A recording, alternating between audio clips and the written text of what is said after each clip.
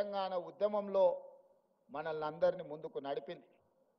ఆనాడు ఈ ఉస్మానియా యూనివర్సిటీ గడ్డ మీద నుంచే కాదు, గల్లీలలో, తండాలలో, గూడాలలో, మారుమూల పల్లెల్లో ఎక్కడ ధూమ్ధాం జరిగినా ఆ ధూమ్ధాం వేదికల మీద నుంచి జయ జయ హే తెలంగాణ నాదాన్ని, నినాదాన్ని అందశ్రీ గారు మనకు అందించారు. బడికే ఎల్లని ఒక పేదవాడి బిడ్డ గొప్ప ఆసు కవిగా తెలంగాణ ఉద్యమ స్ఫూర్తిని నింపి ప్రతి గూడెంలో, ప్రతి గుండెల్లో జయ జయ హే తెలంగాణ నినాదాన్ని నింపి తెలంగాణ రాష్ట్రాన్ని సాధించడంలో బడికెళ్ళని అందశ్రీ ప్రతి బడిలో ఈ తెలంగాణ నినాదాన్ని ఈరోజు వినిపించే పరిస్థితి ఈ ఉస్మానియా యూనివర్సిటీ కల్పించింది. అందుకే మిత్రులారా, ఎప్పుడు సమాజానికి ఏ సమస్య వచ్చినా ఆ సమస్య మీద ఈ యూనివర్సిటీ విద్యార్థులు కదలడం ద్వారా ఆ సమస్యకు పరిష్కారం దొరికింది. ఆ పరిష్కారమే స్వరాష్ట్ర తెలంగాణ ఆకాంక్ష. మరి ఈ తెలంగాణ వస్తే ఇక్కడున్న మా తమ్ముళ్ళు చెల్లెళ్ళు ఏం ఆశించరు? ఎవరి ఆస్తులు అడగలే, ఎవరి ఫామ్ హౌజులు అడగలే, వాళ్ళు సంపాదించుకున్న సొమ్ములో వాటాలు అడగలే. ఏం అడిగినరు మా తమ్ముళ్ళు? స్వేచ్ఛను అడిగినరు, సామాజిక న్యాయం అడిగినరు, సమానమైన అవకాశాలు అడిగినరు. నేను ఇవాళ అడుగుతున్నా, నేను ఇవాళ చెప్పదలుచుకున్న ఈ వేదిక మీద నుంచి నా ఉస్మానియా కాకతీయ యూనివర్సిటీల విద్యార్థులకు స్వేచ్ఛ కోసం, సామాజిక న్యాయం కోసం, సమానమైన అవకాశాల కోసం మీరు ఏదైతే గొంతు ఇప్పినరో ఈ ప్రభుత్వం, ఈ ప్రజాపాలన మీకు వేదిక ఇస్తుంది. మీరు ఎదగండి. మీరు డాక్టర్లు కాండి, లాయర్లు కాండి, ఇంజనీర్లు కాండి, ఐఏఎస్లు కాండి, ఐపీఎస్లు కాండి, గొప్ప మేధావులు కాండి, ప్రపంచానికి దిక్సూచిగా మారే గొప్ప వ్యక్తులుగా మీరు రాణించాలి. మరి ఇదంతా జరగాలి అనంటే పునాదులు బలంగా ఉండాలి.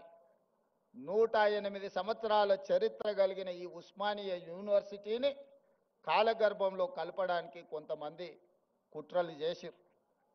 ఆ కుట్రలను ఛేదించి మీరు ప్రజాపాలనను తెచ్చుకున్నారు. ఎవరి గురించి రాజకీయ విమర్శలు నేను చేయదలుచుకోలేదు. 2 ఏళ్ల నుంచి మాట్లాడుతున్నారు కొంతమంది. కొన్నిసార్లు నాకు అనుమానం వస్తుంది, తెలంగాణ పట్ల, ప్రభుత్వ విద్య పట్ల వీళ్లకు అవగాహన ఉన్నదా లేదా అని. వాళ్ళు అంటారు, రేవంత్ రెడ్డి గవర్నమెంట్ స్కూల్లో చదువుకున్నాడు, గ్రామీణ ప్రాంతంలో నుంచి వచ్చిండు, ఈయనకు పరిపాలన చేత కాదని. ఒక్క విషయం అయితే నేను చెప్పదలుచుకున్న, ఉస్మానియా ఆర్ట్స్ కళాశాల ముందు నుంచి నేను గుంటూరులో చదువుకోలేదు మిత్రులారా. నేను గుంటూరులో చదువుకోలే. గూడు పుటాని నాకు తెలియదు. నల్లమల్ల అడవుల్లో నుంచి వచ్చిన క్రూర మృగాలను చూసినను, సాధు జంతువులను చూసినను, పేదవాడి సమస్యలను చూసినను. పుట్టినప్పటి నుంచి దళితులతోని, గిరిజనులతోని, బలహీన వర్గాలతోని, మైనారిటీలతోని కలిసిమెలిసి పెరిగిన వాళ్ళ సమస్యలు చూసిన. నాకు కొత్తగా అక్కర్లేదు. గుంటూరులో చదువుకున్న వాళ్ళకు పేదరికం చూడాలంటే మెర్సిడీస్ బెంజ్ కారుల్లో పోయి ఎక్స్కర్షన్ లాగా, ఓహో పేదరికం ఇట్లుంటుందా, మీ భూమి మీ మట్టి అట్లుంటుందా, మీకు చిరిగిపోయిన బట్టలు ఇట్లుంటాయా, మేము ఎప్పుడు చూడలేదని వాళ్ళకు పేదరికం ఇట్లుంటుందని ఒక ఎక్స్కర్షన్ లాగా ఉండొచ్చు. ఒకప్పుడు బ్రిటన్ ప్రైమ్ మినిస్టర్ని, ఇతర ప్రైమ్ మినిస్టర్లను ఈ రాష్ట్రానికి తెచ్చినప్పుడు మా పాలమూరు పేదరికాన్ని చూపించడానికి వాళ్ళని అక్కడికి తీసుకొచ్చేటోళ్ళు. ప్రదర్శనలో మా పేదరికాన్ని వాళ్ళ ముందర పెట్టేటోళ్ళు. చూడు మేము ఎంత వెనుకబడి ఉన్నామో, మేము ఎట్లా అడుక్కొని తింటున్నామో, ఎట్లా వలసలు పోతున్నామో, మా మీద జాలి పడండి అని. ఆనాటి పాలకుల ఆలోచన అది. ఇతర దేశాలకు వెళ్ళి వచ్చినామని చెప్పుకునే వాళ్ళు, మేము గుంటూరులో చదువుకున్నాం, మేము పూనాలో చదువుకున్నాం, మేము అమెరికాలో చదువుకున్నామని ఉపన్యాసాలు ఇవ్వడం ద్వారా సమాజానికి ఏం చెప్పదలుచుకున్నారో నాకు తెలియదు. కానీ నేను స్పష్టంగా గ్రామీణ ప్రాంతంలో వ్యవసాయ కుటుంబం నుంచి వచ్చిన నేను ప్రభుత్వ పాఠశాలలో నేను చదువుకున్నా. ప్రభుత్వ కళాశాలలో నేను చదువుకున్నా. నాకు భాష గొప్పగా రాకపోవచ్చు, కానీ ప్రజల యొక్క మనసును తెలుసుకునే విద్య నాకు వచ్చు. పేదవాడు ఏం అడుగుతాడు, ఏం ఆలోచన చేస్తాడు, పేదవాడు ప్రభుత్వం నుంచి ఏం ఆశిస్తాడు, ఒక చదువుకునే పిల్లవాడికి ఏమి కావాలి, ఆ పిల్లవాడు చదువుకుంటే ఈ సమాజానికి ఏ రకంగా ప్రయోజనం ఉంటుందనేది నాకు తెలుసు. అందుకే ఇవాళ ఎవరు వచ్చినా, ఎవరు ఎన్ని రకాల ప్రాధాన్యతలు ఇచ్చుకున్నా, మొట్టమొదటి ప్రధానమంత్రి పండిత్ జవహర్లాల్ నెహ్రూ గారు స్వతంత్రం వచ్చిన తర్వాత ప్రధానమంత్రిగా బాధ్యతలు చేపట్టేటప్పుడు మహాత్మా గాంధీ గారిని కలిసిండు. బాబూజీ, నేను ప్రధానమంత్రిగా బాధ్యత తీసుకుంటున్నా,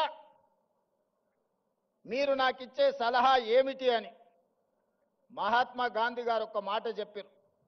పరిపాలనలో నువ్వు తీసుకునే నిర్ణయం తీసుకునే ముందు నీ నిర్ణయం పేదవాళ్లకు, నిస్సహాయులకు ఏ విధంగా ఉపయోగపడుతుందో ఆలోచన చేసి నీ కళ్ళ ముందు ఆ పేదవాడిని, నిస్సహాయుని గుర్తు తెచ్చుకున్న తర్వాత నువ్వు నిర్ణయం చెయ్యి, తప్పకుండా పేదలకు, నిస్సహాయులకు అది ప్రయోజనం చేకూరుతుంది అని. ఆ స్ఫూర్తి ఈనాడు మేము తలుసుకున్న మా ప్రభుత్వం తీసుకునే ఏ నిర్ణయమైనా పేదవాడికి ఏ విధంగా ఉపయోగపడబోతుందో, నిస్సహాయులకు ఏ విధంగా సహాయాన్ని అందించబోతుందో, నిలబడడానికి శక్తి లేని వాళ్ళను నిటారుగా సొంత కాళ్ళ మీద నిలబెట్టడానికి అవసరమైన ప్రణాళికల్ని మా ప్రభుత్వం, నా సహచర మంత్రివర్గంలో అందరం కలిసి ఈనాడు నిర్ణయం తీసుకుంటున్నాం. అందులో భాగంగానే ఉస్మానియా యూనివర్సిటీకి ఆగస్టులో వచ్చినప్పుడు నేను చెప్పిన, ఒక ఆయన సవాలు విసిరిండు, శాతనైతే ఆర్ట్స్ కాలేజ్ దగ్గర పోయిరా అని. నేను వాళ్ళలాగా దొంగను కాదు, ఫామ్ హౌజులు కట్టుకోలేదు, గడీల లాంటివి నిర్మించుకోలేదు.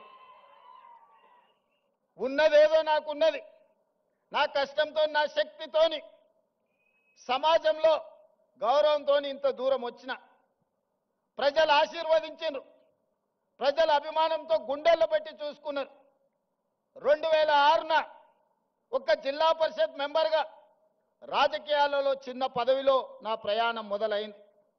నేను జిల్లా పరిషత్ మెంబర్ అయినప్పుడు పెద్దగా ఏం ఆలోచన చేయలే, కానీ ఏదైనా చెయ్యాలని ఒక సంకల్పం పెట్టుకున్నా. ప్రజలు ఆశీర్వదించారు. జడ్పీటీసీ అయినా, ఎమ్మెల్సీ అయినా, ఎమ్మెల్యే అయినా, ఎంపీ అయినా ఈనాడు ఈ దళితులు, ఆదివాసీలు, గిరిజనులు, బలహీన వర్గాలు, మైనారిటీ సోదరులు, రైతులు, మహిళలు, యువకులు నిండు మనసుతో ఆశీర్వదిస్తే ఈ రాష్ట్రానికి ముఖ్యమంత్రి అయి మీ సోదరుడిగా ఆర్ట్స్ కళాశాల ముందు నిలబడ్డా. ఇంతకంటే గొప్ప అవకాశం జీవితంలో ఎవరికైనా వస్తుందా? లక్షలాది మంది, కోట్లాది మంది కోరుకుంటారు ఈ పదవి, కానీ అవకాశం ఏ ఒక్కరికో వస్తుంది. మీరందరూ కలిసి ఈ అవకాశం నాకు ఇచ్చారు. అందుకే చరిత్రలో శాశ్వతంగా నిలబడే కొన్ని మంచి పనులు నేను చేయదలుచుకున్నా. చరిత్ర సజీవ సాక్షిగా నిలబడాలి. చాలా మంది 2 ఏళ్లలో నువ్వే